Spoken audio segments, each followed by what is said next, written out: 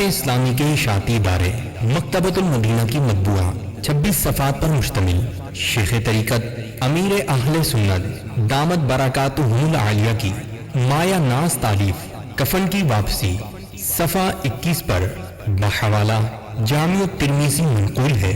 حضرت سیدتنا ام عمارہ رضی اللہ تعالی عنہ فرماتی ہیں، حضور پاک صلی اللہ تعالی علیہ وآلہ وسلم میرے یہاں تشریف لائے تو میں نے آپ صلی اللہ تعالی علیہ وآلہ وسلم کی خدمت سراپا برکت میں کھانا پیش کیا تو ارشاد فرمایا تم بھی کھاؤ۔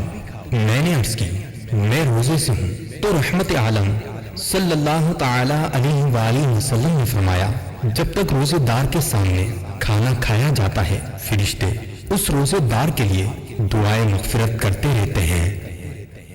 صلوا علی الحبیب صلی اللہ علی محمد صلی اللہ علیہ وسلم۔ صلو علی الحبیب صلی اللہ تعالی علی محمد۔ مجھے اپنی اور ساری دنیا کے لوگوں کی اصلاح کی کوشش کرنی ہے انشاءاللہ۔